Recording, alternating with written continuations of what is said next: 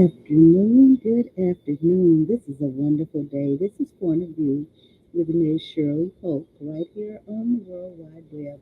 I am so grateful because you are here with me today. It's just a wonderful, wonderful feeling. It's a privilege and it's a blessing to have you here with me today on Point of View. And we are going to talk about how to politely help others to stay out of your business. Okay? How to politely help others to stay out of your business. That's what we're talking about today. Oh my goodness, these topics are so good. They are so good, and I am so thankful to God because He has blessed me to be able to uh, first consult Him, give me connection with Him, so that I can do the topics, inquire of Him, and He gives me the information that I ask Him for at the time that I ask Him for it because He knows what we need at the time that He gives it to me to share with you. So, we are talking about how to politely help others to stay out of your business. Isn't that wonderful?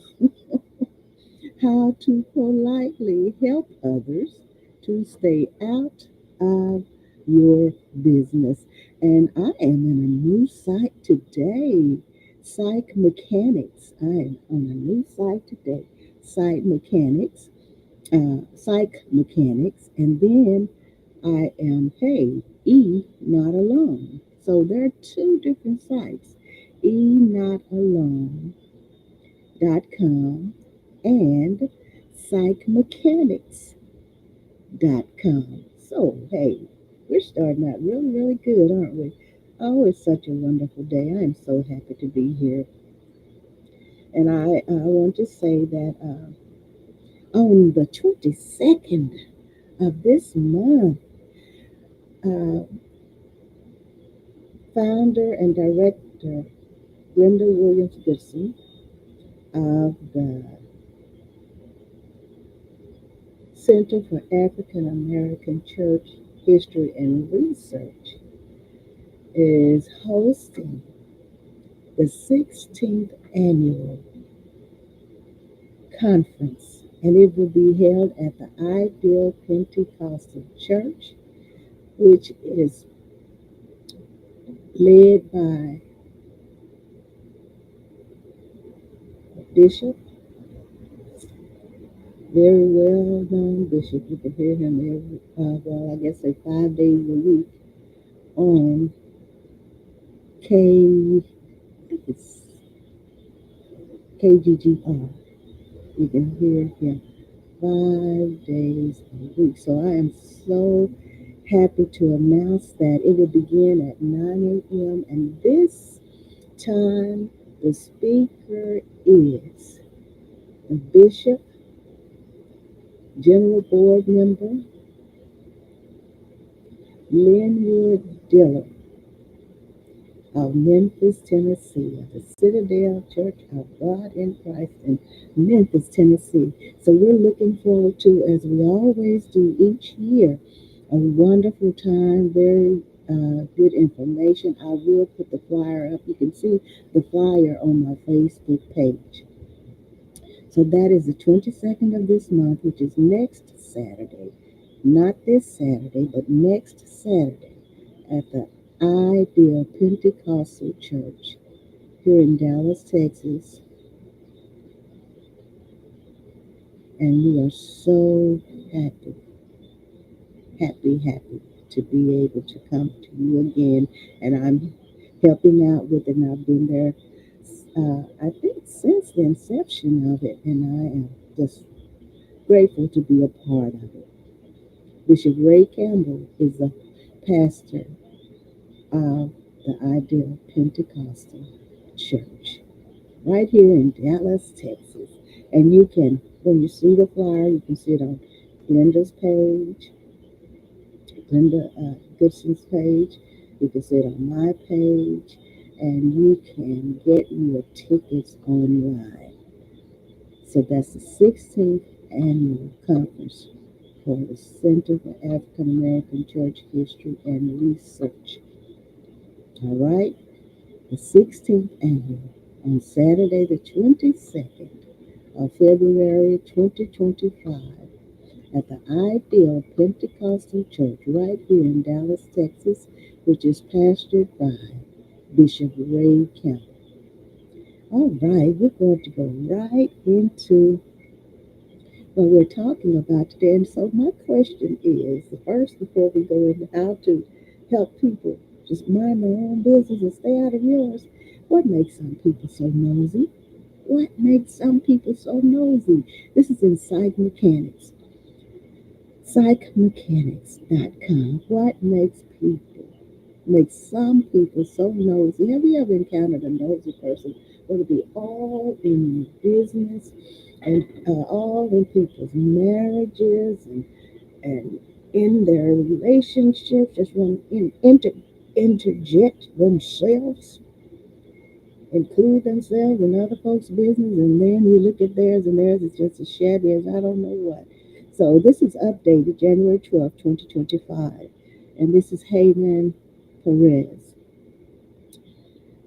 Heyman Perez. Okay, a lot of us have had to deal with nosy people at some point in our lives. Nosiness is when someone whom we don't want to interfere in our life does so.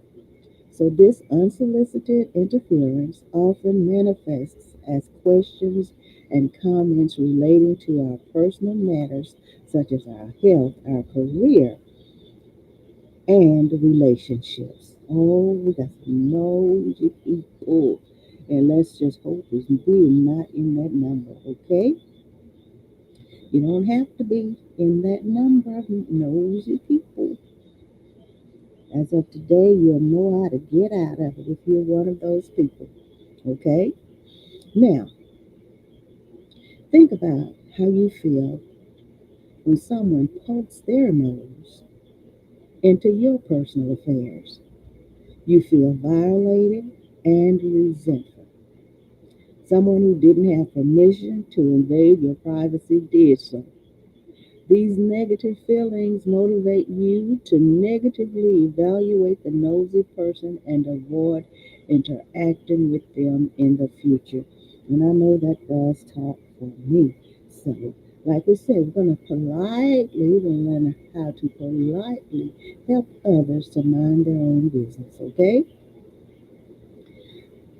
All right. Now, nosy people lack social skills.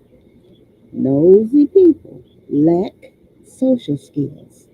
The degree to which we share our personal stuff with others depends on how close we are to them. You may have no problems sharing the details of your life with your spouse, with your friends, with your siblings or parents, but you feel that random stranger who commented on your weight had no right to do so.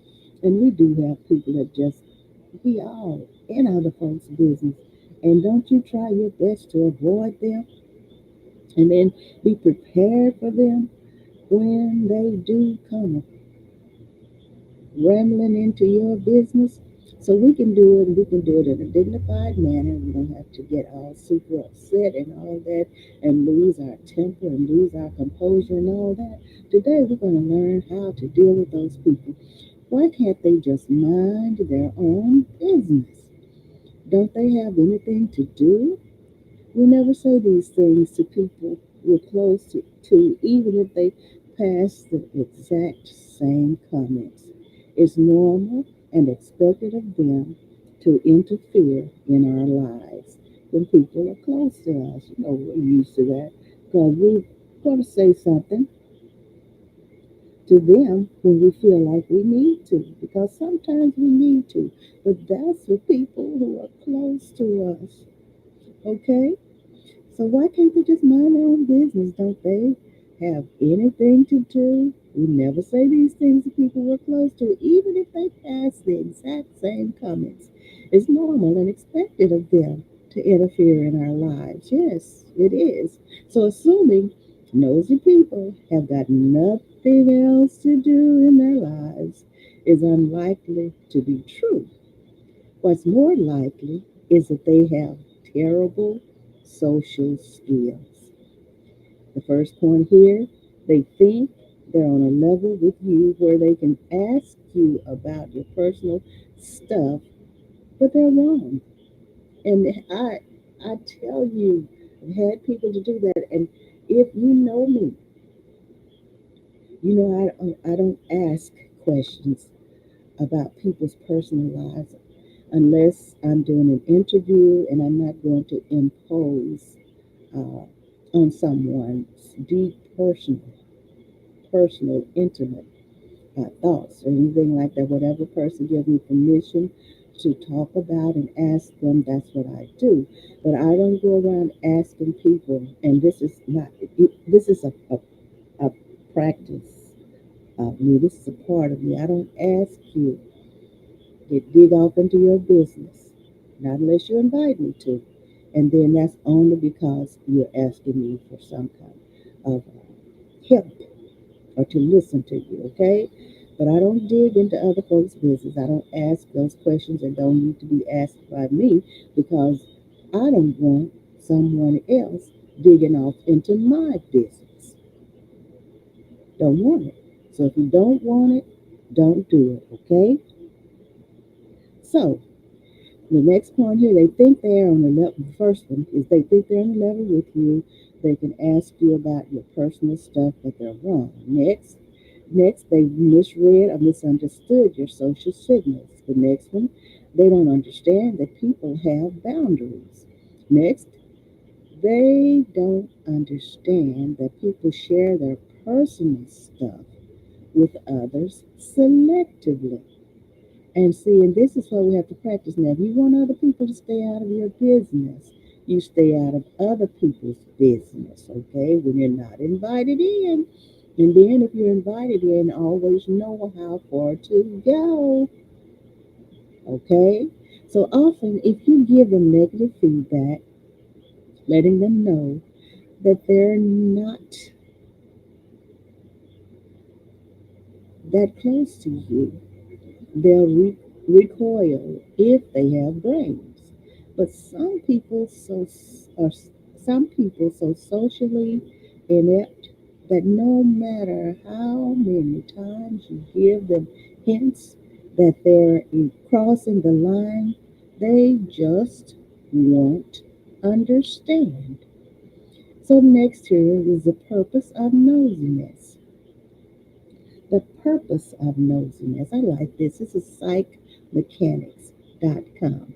PsychMechanics.com. First time I've been on this site, but I don't think it'll be my last, if the Lord says the same.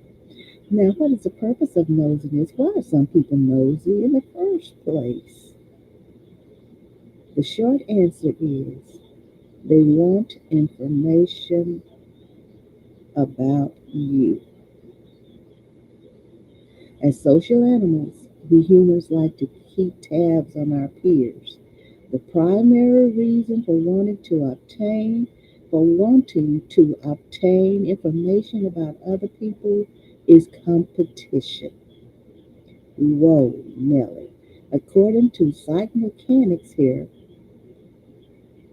the primary reason for wanting to obtain information about other people is competition. And you know, that's come across our minds. It has to be. Why else? You know, why else? People just try to keep up with other people, try to monitor their affairs and the whole works. Just nosy, nosy, nosy. Thank you so much for being here with me. I really appreciate you being here today. Okay, and this is going to help all of us along the way in the future. So, as social animals, we humans like to keep tabs on our peers. The primary reason for wanting to obtain information about others. People is competition. People are nosy so that they can know how far you've come and where you're going with your life. This helps them compare their own life with yours.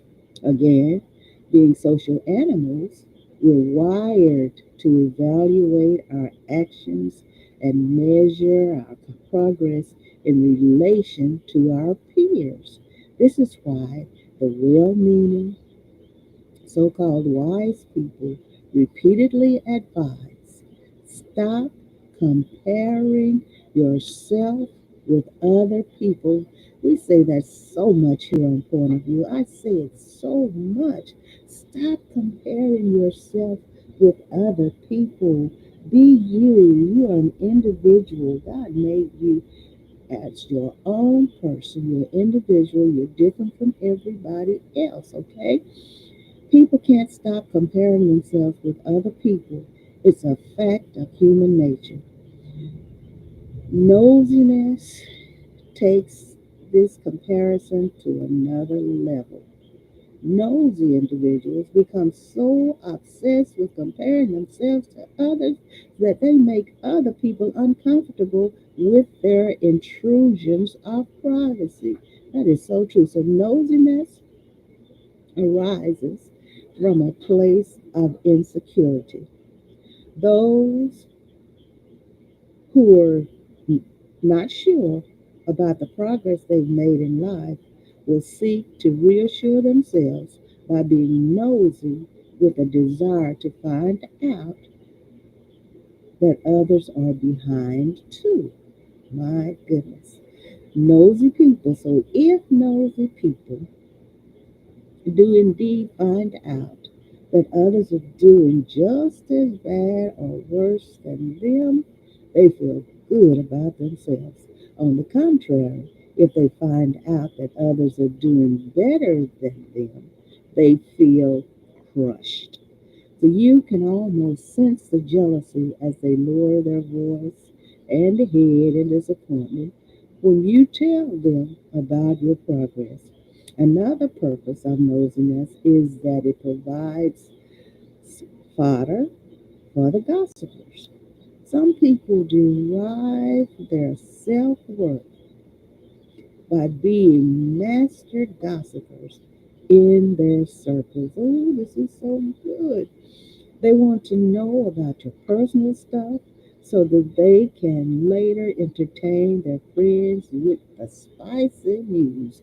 And I tell you, sometimes and I've learned that just within the last year, that when you feel that a person is a true friend and then you find out that they've said something that really you wouldn't have expected them to say concerning you and your family.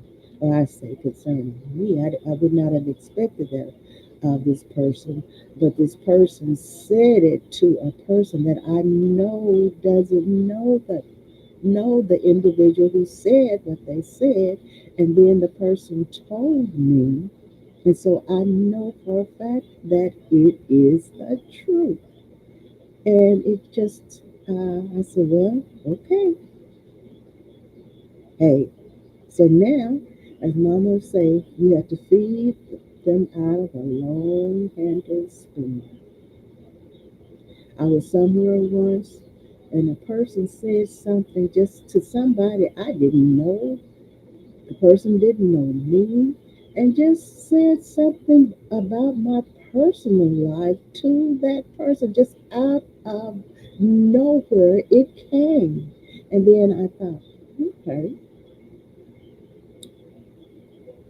it came from nowhere that time, but it's been there all the time. But why would you say that to, and when I say perfect stranger, I didn't know this person and the person didn't know me. We met for the first time. I'm telling you. So you have to really, really, really be careful about these people. Some people are gossipers. You think that they're your friends, okay? But other things are going on. And when it talks about people wanting to know what you're doing, how you're doing it, when you're doing it, how you're coming along with it, then they say comparing themselves to you. And if you say something and makes them feel like you're not doing any better than them, then that helps them to feel good. But if you continue and tell them, oh, I'm doing this and that, and that, oh, it's working out so well, and then they say you can tell when their voice lowers, they lower their head because they're disappointed and they're jealous because you're doing well compared to what they feel they're doing. So they want to know about your personal stuff so that they can later entertain their friends with the spicy news.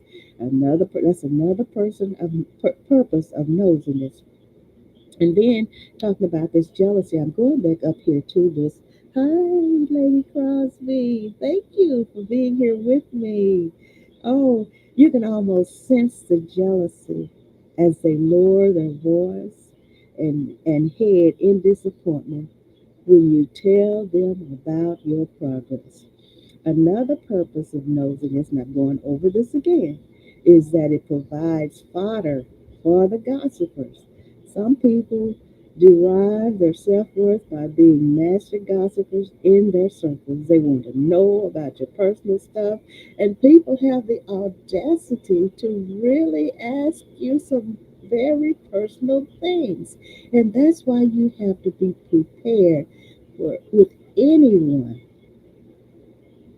to be able to maintain your dignity and be able to give them an answer that will help them to know that this is not your concern, and so therefore I will not entertain it with you, and I appreciate you, but in the future, please don't delve off into that area again. And so we know now that we're older, now we can help other people. We don't have to lose our cool, so we can politely tell others to mind your own business. Okay? So another purpose of nosiness is that it provides fodder, and I know I said that before. Some people derive their self worth by being master gossipers in their circles. They want to know about your personal stuff so that they can later entertain their friends with the spicy news. So, lastly, by gaining knowledge about your plans, nosy people can get a chance to foil them. Okay?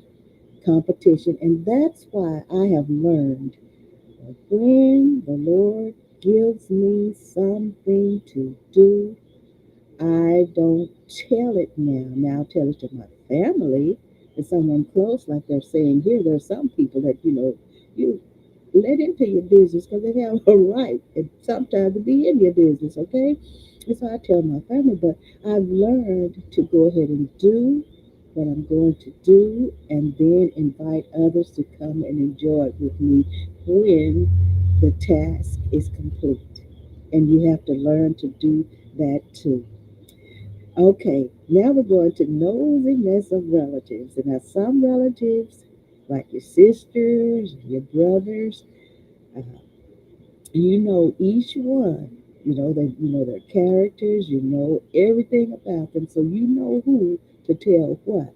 Okay, and who to let know about what. Okay, so nosiness of relatives.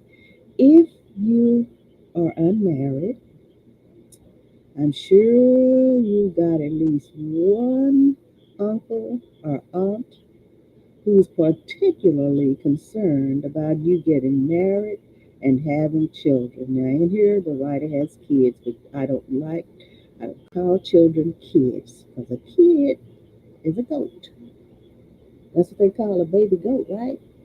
Okay, and so then sometimes I think, they all tell me these, and I don't want to say the word, but anyway, they're hard headed and this, and it sounds like you're comparing them with a goat. Okay, so I like to say children. I say children, and if I ever say this word It's because maybe I'm reading it and I don't intend to read it. So this is not my writing. So I'm making it clear that I say children, but in here the writer has kids, okay? So you know the one who's always trying to hook you up with someone and believes you've reached the perfect age of marriage. Why do relatives tend to partake in this behavior? I'm yet to encounter a single person who doesn't find this behavior annoying, and yet these relatives keep doing it as it if it's their God-given duty to have their kin married.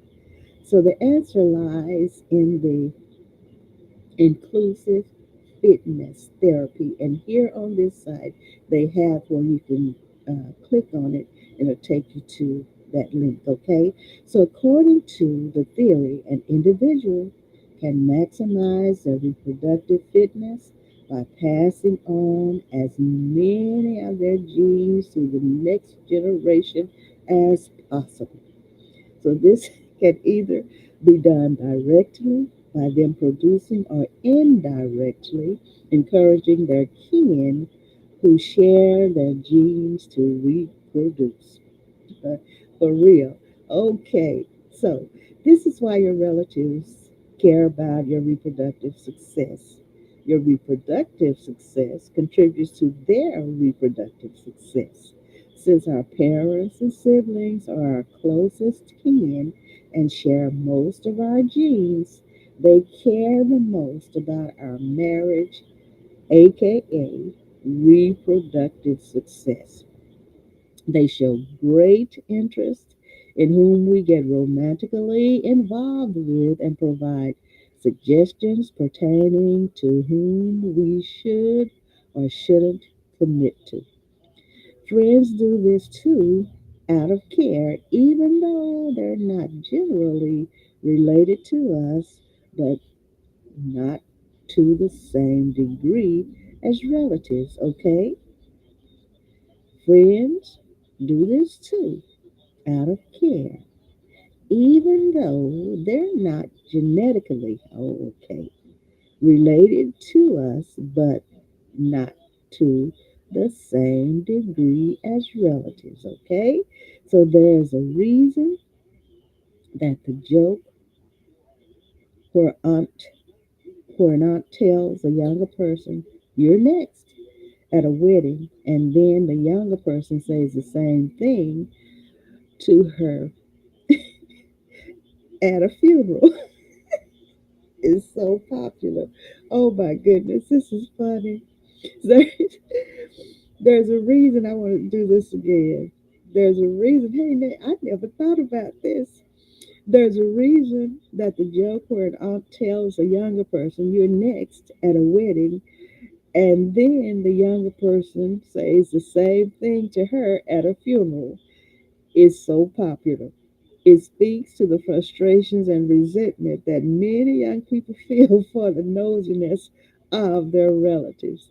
You must have noticed that it's your mother who keeps tabs on the relationships of your cousins while your father doesn't seem to give a hoot. Okay, but there's another word in here. It starts with a D, but I'm not going to say it because in the context that it is, I shouldn't say it. Okay, so research shows that women are more vigilant than men about the relationships of their relatives. So this is because women, unlike men, have limited opportunities for direct reproductive success throughout their lives. So, by maximizing their indirect fitness through relatives, they maximize their reproductive fitness. How about that? So, the more resources you invest in your relatives, the greater the chances of their and your reproductive success. Interestingly, studies have shown that women have stronger nepotistic tendencies than men. So, this fits well with the notion that women would seek to maximize their indirect reproductive fitness. Never, ever thought about it like that, but that does make sense. Me reproducing adds more to mom and daddy's family, more to my aunts and uncles' family. That is super reproductive fitness. Wow, indirect. So, what behaviors do you find nosy? When we're asked about our personal stuff by people we're not close to, we perceive their behavior as nosy. And that's a fact. It is nosy. Okay? So if you're insecure about this personal stuff, you're more likely to find behavior nosy. So it could be that the other person isn't being so nosy after all, but you see their behavior as nosy because you're insecure about your personal stuff. So, for instance, you may have no problems disclosing your income to someone if you're rich. But if you're not rich, the question, how much money do you make, is seen by you as nosy. In any instance, to me, it's nosy, okay? So, similarly, if you're in great shape and someone asks you, have you lost weight? You may gladly give them the details of your diet and workout regimen. When you're struggling with controlling your weight, the exact same question by the exact same person becomes nosy. And that is a fact. That is such a fact. Get offended, don't you? Okay. All right. That's a good one. And so I like this. We finished with this one. Now, Heyman Parvez, okay? He's a founder of Psych Mechanics, a leading resource for understanding human psychology. He has a master's in psychology and an MBA in marketing. So he blends scientific insight with real world application to make psychology accessible and practical. Okay, thank you so much, Hanan Pervez. That is psychmechanics.com. Okay, next we will go to E Not Alone. E Not Alone. And we're going to talk about how to professionally say mind your own business. So here are 14 polite ways to set boundaries. So, we used to get upset and everything, but now at our age, you don't need to be getting upset with people. Just be practical with them and practice helping them to stay out of your business. This is December 20th, 2024, released by Stephen Robinson. By Stephen Robinson. Key takeaways here in this piece is maintain respectful communication boundaries, use empathy to preserve relationships, address nosiness calmly and directly, honor your emotional comfort levels, and shift focus without causing conflict. Okay? I like this already. So we all know that uneasy feeling when someone pries into our personal affairs, your coworker incessantly questions your career plans, or your neighbor demands details about your finances. Perhaps a distant relative keeps asking when you'll finally settle down, or a friend continuously pokes into your romantic life.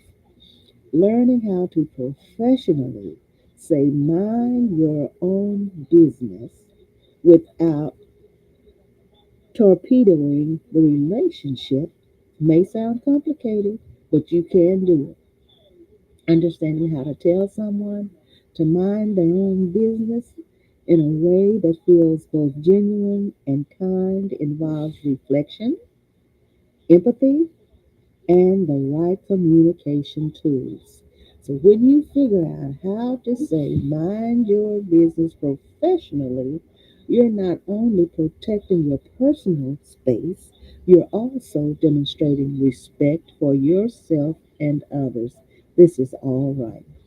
Nosiness stems from various human curiosities. Some people naturally display this behavior because they think it helps, or they feel closer when they know everything about you. Thank you so much for being here with me. Others do it out of social awkwardness, envy, or even unconscious patterns learned from family or culture norms. For real, some people don't know they're being nosy because they've been doing it all their lives. So that's why this is so good, so we can professionally tell them to mind your business. All right? So the problem arises when their inquiries leave you feeling exposed, irritated, or disrespected. Psychologically, when someone crosses our boundaries without permission, it can trigger stress responses with anxiety. So, setting limits, however, can help you reclaim a sense of control, reducing internal tension and improving your relationships in the long run. Mastering how to tell someone to mind their own business does not mean snapping at them or humiliating them in return, nor does it mean silently stewing in resentment. Instead, it involves using polite, assertive statements that help others realize they've overstepped, guiding the conversation back to safer, more comfortable territory. In fact, many therapists and communication experts encourage setting boundaries early to prevent bigger confrontations later. As psychologist and author Brene Brown wrote in Daring Greatly, daring to set boundaries is about how and having the courage to love ourselves even when we risk disappointing others. By calmly and confidently conveying your personal limits, you're sending a strong message that you value your peace of mind, your emotional well being, and the integrity of the relationship. This is really, really good for us.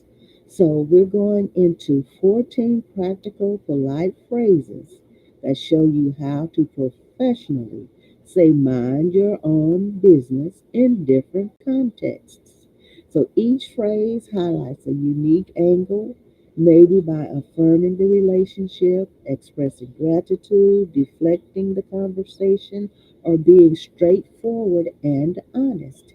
There are no magical formulas, but starting points you can adapt to suit your personality and the specifics of the situation. Armed with these guidelines, you will find it easier to navigate sticky social encounters and feel more confident maintaining your boundaries. So, all right, you hear that word boundaries, boundaries, boundaries. You must have boundaries. Thank you again for being here with me.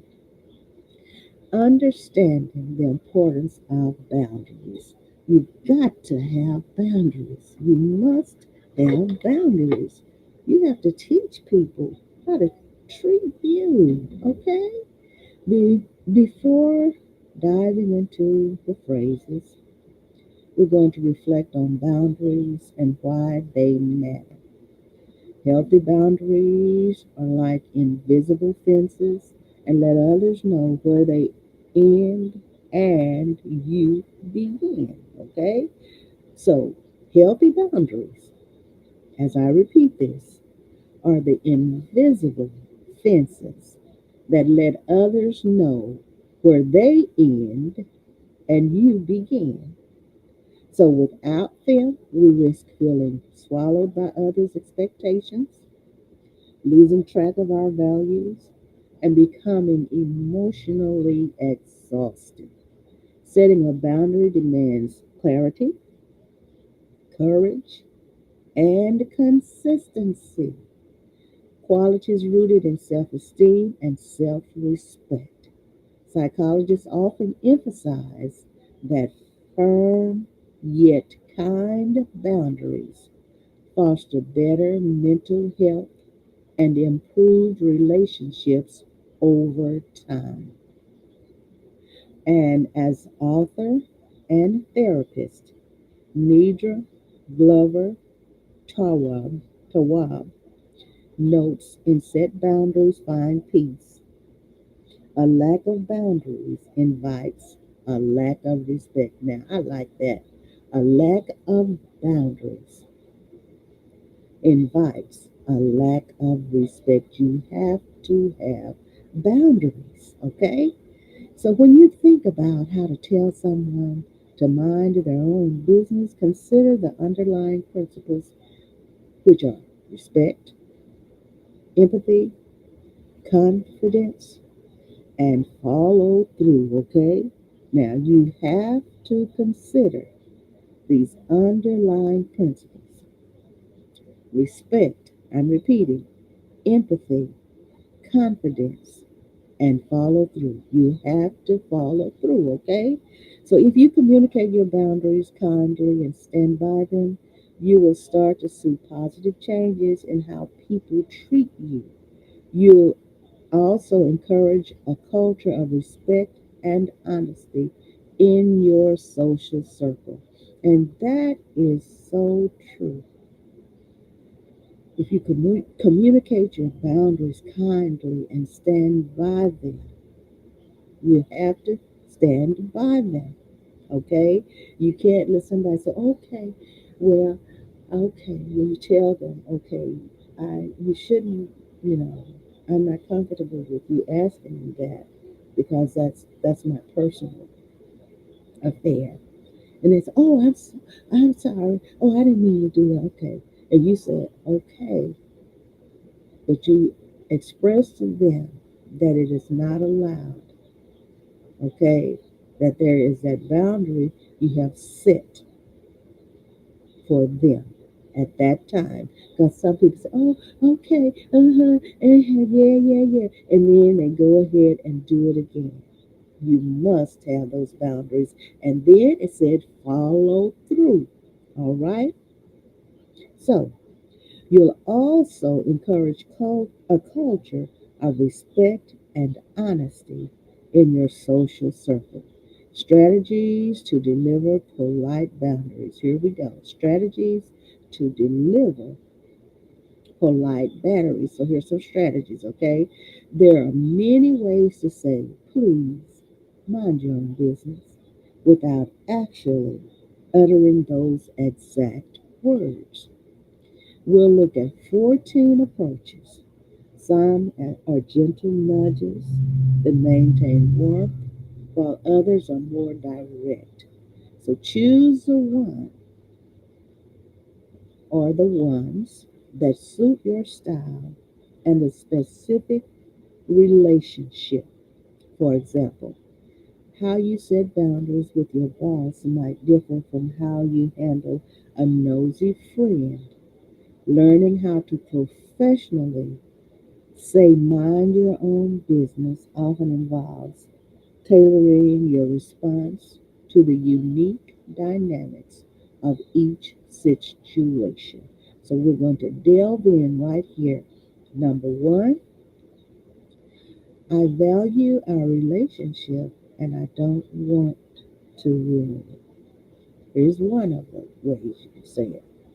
I value our relationship. Now you choose which will help you in your situations, okay? I value our relationship and I don't want to ruin it. You might use this line if you care deeply about the person but feel they've intruded too far into personal matters. This phrasing conveys that you appreciate the closeness and do not want tension. So let's say a friend keeps questioning your romantic life choices. I value our friendship and I don't want anything to come between us. I'm not comfortable talking about this right now. So here, the focus lies on preserving the relationship while drawing a line, helping them understand that your personal life remains yours to share or not. Oh, I like that. Now, number two, I appreciate your concern, but I've got it under control. Imagine your aunt persistently inquiring about your finances. In this scenario, it helps to acknowledge her good intentions. She may think she is helping. You might say, I appreciate your concern about my finances, but I've got it handled for now. So this shows gratitude and respect, letting her know you recognize the care behind her questions. It also sets a boundary by clarifying that you are confident and capable without external scrutiny. All right. Number three, that's an interesting thought. Have you considered? And then, so you can use this if you want to redirect the conversation gracefully. Now, suppose a colleague begins probing into your personal drama with another coworker. You could say, that's an interesting perspective. Have you considered what's going on in the broader project? So this response acknowledges their input, but swiftly shifts the focus onto something neutral. Redirection serves as a subtle way of learning how to say mind your business professionally because it keeps the tone upbeat and avoids confrontation. Number four, I appreciate your input, but I'm following my own path. I like this one too. For those who think they know what's best for you, your career moves, living arrangements, or romantic preferences, this gentle yet firm approach works well.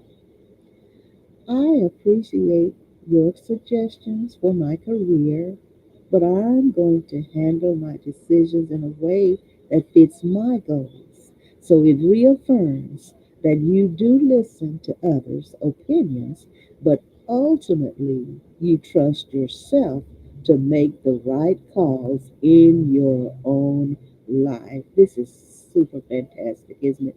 Number five, if you were in my shoes, would you feel comfortable? This question invites empathy rather than hostility. When someone presses you for details about a painful breakup, for example, you might respond, if you were in my shoes, would you feel comfortable sharing all the details? So this technique puts them in your position, highlighting that their inquiry may cause discomfort. Often encouraging empathy can prompt a nosy individual to back off without making them feel attacked. Number six, I'm not comfortable going deeper than that, or I'm not comfortable going deeper into that. Okay? So sometimes the simplest approach involves straightforward honesty. I'm not comfortable discussing that part of my personal life. So, this direct statement removes ambiguity. It ends a clear, it sends, a clear message without blame or guilt. Just calmly stating discomfort shows confidence and helps others understand that certain topics remain off limits, a key tactic to how to tell someone to mind their own business respectfully. Oh my my goodness. Number seven, let's put a pin in this and move on. Aha. So if you find yourself repeatedly circling back to an uncomfortable topic, try halting it decisively. Let's put a pin in this conversation and talk about something else. So people often appreciate a polite command to move forward as it lets them save face and allows the interaction to continue on a healthier track. So this phrasing also works well in professional settings when you need subtle ways of expressing boundaries. That's for real. Number eight, I need my full attention here. Thanks. I need my full attention here. Thanks. So, when you need to focus on something important, a work task, a family obligation, or personal growth, distractions from overly inquisitive individuals can derail your productivity or peace of mind. Try. I'm sorry, I need to concentrate on this project right now. Thanks for understanding. So it sends a message that you're busy and not open to personal probing at the moment. This approach respects both parties' time and acknowledges that everyone's attention has limits. Number nine, this involves personal decisions. That's what number nine tells us. This involves personal decisions. Thank you for being here, everyone. Thank you, thank you, thank you. Talking about how to respectfully tell someone to mind your own business. Okay? So this involves personal decisions, is number nine. If you feel reluctant to share details about a life choice, like why you declined a job offer or why you moved to a new city. Be transparent without giving away specifics. This involves personal decisions I've made, and I prefer to keep these choices private. So it gently informs the other person that certain topics lie outside the communal sphere. Over time, they should learn that certain aspects of your life are not open to public debate or speculation. These are so good. Oh, I'm so thankful to God that He guides me. Hi, Sandra. Thank you so much for being here with me. Number 10, I prefer to keep this between those involved. These are really, really good. And some people, I don't care what you say to them, they're still going to start digging. So, anyway, you can keep it cool. Be cool, calm, and collected. And you might have to combine some of these, okay? Number 10, I prefer to keep this between those involved. This line clarifies that the conversation involves only the parties directly affected. For example, if someone pushes you to reveal details about an argument you had with another friend, say, I prefer to keep this between the people directly involved. Thanks for understanding. So this sets a boundary and reminds them that not every story or conflict requires an audience. It also conveys trust and respect for those who share private moments with you. Number 11, let's switch gears to another topic. Let's switch gears to another topic. And what it is you have to be empathetic, you have to be firm, and you have to follow through, okay? So, number 11, let's switch gears to another topic. So, if you sense someone's relentless curiosity about your personal issues, you can navigate away with a gentle nudge. I'd rather not stick on this subject. Let's switch gears. How's your new project coming along? That's a way to get them, isn't it? But you have to stick to it, and you have to be consistent. And because some people try to circle back and try to keep it going. So you say, let's switch gears to another topic, okay? So offering an alternative topic indicates you still care about engaging with them, just not on personal matters. So, this tactic also reduces awkwardness since you don't leave an empty silence. Instead, you propose a more suitable talking point. Number 12, there are 14 of these, and we're making good time. Oh, yes, we're going to make this. I'm not ready to share more details. I'm not ready to share more details. I'm not ready to share more details. You say it however you can get it out, okay? Respectfully. Honesty often paves the way for respect, okay? For someone, if someone presses you about something sensitive, like your mental health struggles or a pending life decision, you can be candid. I'm not ready to share more details about this right now. Thanks for being patient with me. So, this response acknowledges that there might be more to tell eventually, but not at this moment. So, by doing so, you keep the door open without letting them barge in. How about that? You keep the door open without letting them barge in. I like that. So, when you say, I'm not ready to share more details, okay? Number 13. Number 13. I feel it's best if we respect boundaries. I feel it's best if we respect boundaries. Sometimes you just have to tell people this, okay? So, for persistent individuals who ignore subtle hints, you may need a more explicit boundary statement.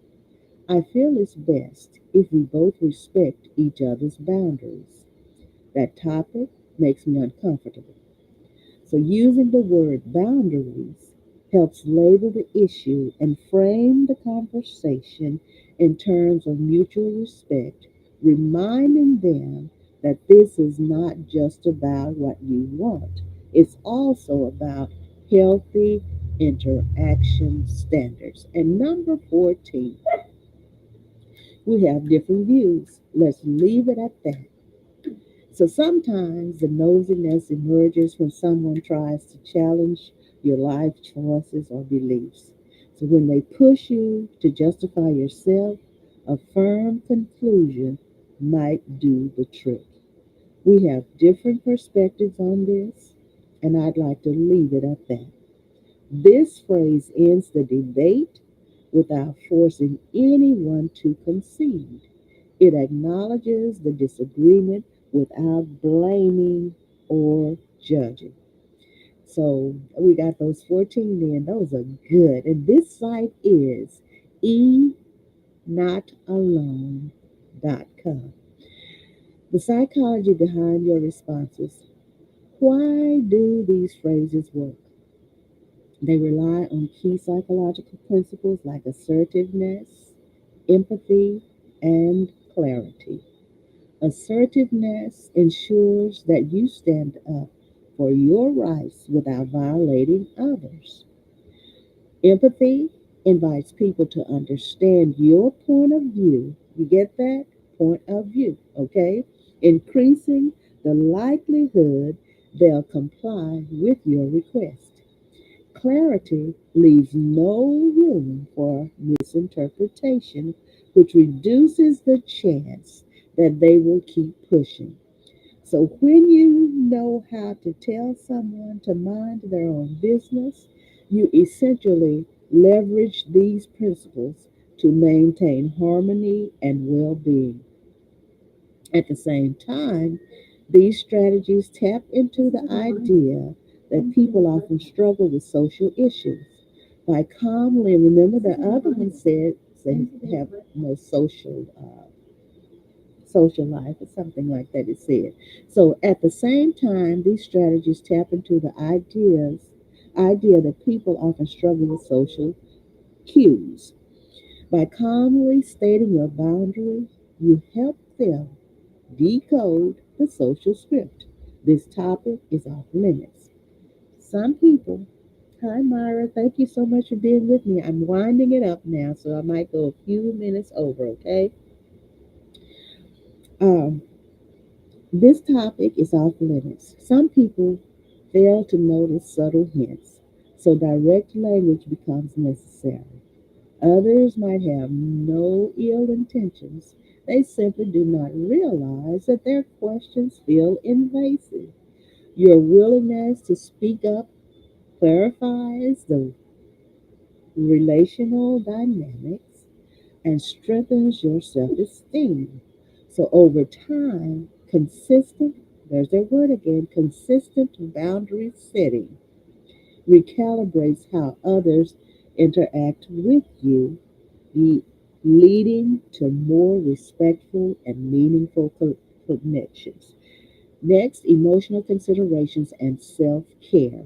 You have to take care of you in order to be successful at helping others, okay? Setting boundaries can feel uncomfortable, especially if you grew up believing that directness is rude or confrontational. Remember that learning how to say, mind your own business professionally is actually a step towards self care. Affirm that you have every right to protect your emotional space. Don't you ever forget that here.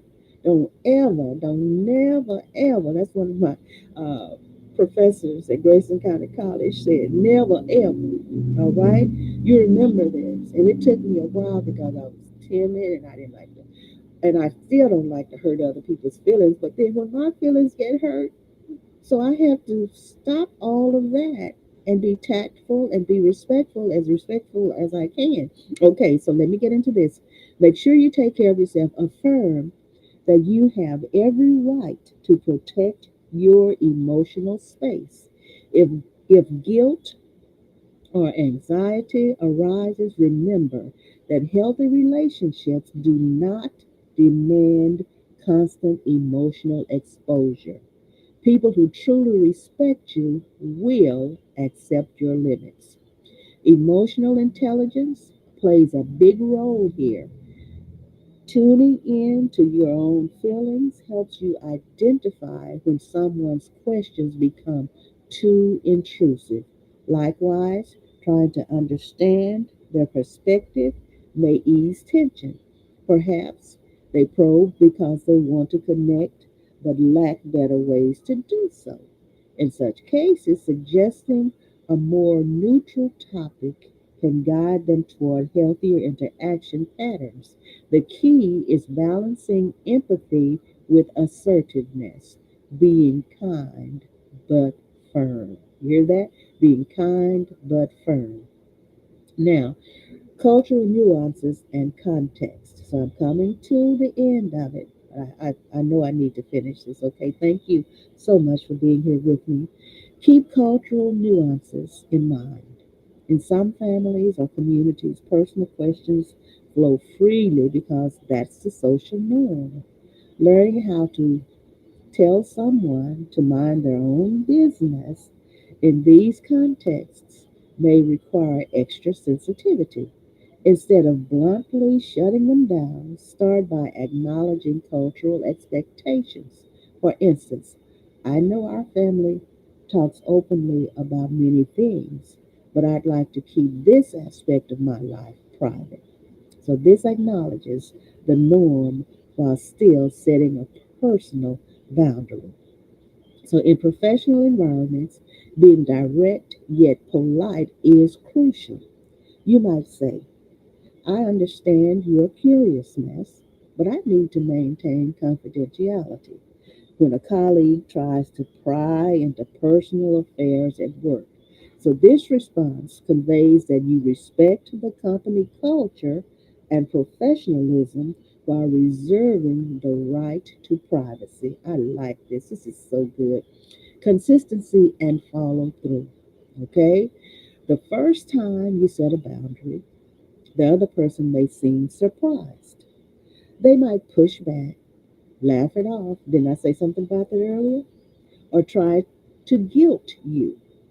Stay consistent. Repeating your boundary signals that you mean it. For instance, If you say, I'm not comfortable talking about that, and they persist, repeat, I already mentioned I'm not comfortable discussing this.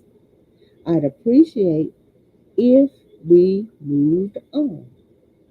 Consistency prevents boundaries from becoming empty words and trains others to respect your limits. Oh, yes. I like this. I know I said over and over again, but I'm so excited about this. Over time, people who resist your boundaries may drift away, while those who value you will learn to interact respectively. Although this sorting process can feel uncomfortable, it ultimately leads to healthier relationships. Always remember this, okay? Sticking to your boundaries also sends a message to yourself. You deserve respect and autonomy. So, by learning how to say, mind your business professionally, you affirm your worth and define the terms of engagement in your personal and professional life. When to seek professional help. In most cases, employing a few polite phrases helps restore comfort and dignity. However, certain relationships may feel so invasive or disrespectful that even your best efforts at boundary setting fail. So if you struggle with someone who refuses to respect your privacy, consider seeking help. Talking to a therapist or counselor can provide you with tailored strategies and emotional support that can help you understand why you find boundary setting difficult or why someone in your life refuses to listen. Sometimes family members, romantic partners, or close friends repeatedly disrespect boundaries because of deeper issues like unresolved trauma, emotional dependency, or entrenched patterns of control. In such cases, professional guidance can help you cope, foster healthier relationships, or even end toxic ties if necessary. So, seeking help is not a sign of weakness. I repeat, seeking help. Hey, E. Hi, Evan. Thank you. Seeking help, okay, is not a sign of weakness. You must understand this. Sometimes family members, romantic partners, or close friends repeatedly disrespect boundaries because of deeper issues like unresolved trauma, emotional dependency, or entrenched patterns of control. So, in such cases, I'm repeating this, professional guidance can help you cope, foster healthier relationships, or even end toxic ties if necessary. Sometimes we need to end some of these relationships because they're toxic. They don't help you, they don't help them. Some of them is we need to know. And I talked about that some neither one of us wants to be the first to say goodbye. Like Gladys Knight, sometimes it ends up like that. Okay? Seeking help is not a sign of weakness. It is an act of self-care and courage, showing commitment to your well-being, encouraging others to respect privacy. Your newfound skill is how to tell someone to mind their own business also makes you a role model. When friends or family see you assert boundaries, when they see you assert boundaries confidently and kindly, they might feel inspired to do the same. This cultural shift can reduce gossip, misunderstandings, and hurt feelings. People benefit when others maintain healthy boundaries as it encourages honesty, it encourages trust, and better communication. In some situations, you can explicitly state that you value everyone's privacy. For example, when hosting a gathering, gently remind guests that certain topics remain off limits. Tonight's about having fun. Let's leave personal interrogations at the door. So, setting ground rules up front makes everyone more aware of their behavior, promoting a more harmonious environment. Then reflecting on your progress. Over time, as you practice these strategies, reflect on how your relationships evolve. Do people become more respectful after you establish boundaries? Do you feel more at ease and confident? Have you the nature of your conversations improved, focusing more on mutual interests and less on personal invasiveness? This reflection helps you understand what works best, okay? This reflection helps you understand what works best. Maybe certain phrases resonate more with your style, or perhaps you discover the humor that humor can diffuse tension as long as it doesn't undermine the seriousness of your boundaries. So, with practice, setting boundaries becomes second nature, and you'll rarely feel cornered or uncomfortable when personal questions arise. Ultimately, the journey of learning how to professionally say mind your own business is about self discovery and personal growth. You gain the vocabulary and confidence to protect your emotional space without burning bridges. Okay? So you cultivate empathy for those who simply don't understand boundaries, guiding them with patience rather than anger. You prove to yourself that you can maintain authenticity while asserting independence. Remember, boundaries are not walls, all right? They are bridges guiding others toward more respectful and meaningful interactions. They mark where your comfort zone lies, ensuring your relationships nourish rather than deplete you, okay? They mark where your comfort zone lies. I want to repeat this, okay? Ensuring your relationships nourish rather than deplete you. So, with time, this skill will empower you to live more confidently, communicate more effectively, and maintain healthier connections. Oh, this is so good. And this is it. Thank you so much. I know I went over 13 minutes, but I really appreciate, and I should not say but, I should say, and I really appreciate you for staying here with me. You're wonderful. You are wonderful. I love you all. And please share this because someone needs this. They need to know how to say, mind your business in a professional manner. Okay? All right. All of us need this, don't we? I love you so much. And please join me, God willing, on Saturday at 7:39 p.m. for Greater Gospel Temple and Inspiration of God Ministries Inc. Saturday evening Bible lesson session, and on Sunday morning at 7 a.m. for Greater Gospel Temple and Inspiration of God Ministries Inc. Sunday morning manna from heaven. I love you so much. And please don't forget my music's all over the internet. Just type in my name, Miss Shirley Polk, Evangelist Shirley Polk Davis, Evangelist Shirley Polk. You can find me on there.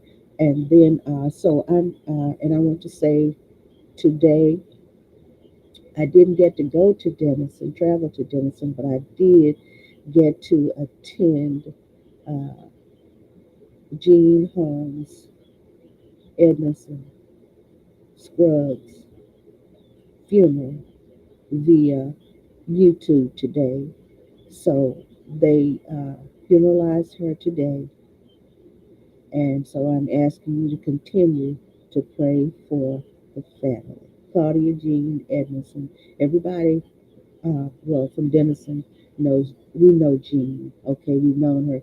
We've known each other all of our lives, that as long as we can remember. So she was funeralized today, and so we're going to keep praying for Kim, her daughter, and the rest of the family, and Diane, her sister, and the rest of the family. I love you all. Thank you so much for being here. Enjoy the remainder of your day, night, evening, afternoon, morning, whichever it is, and please share this. Okay, thank you. I love you.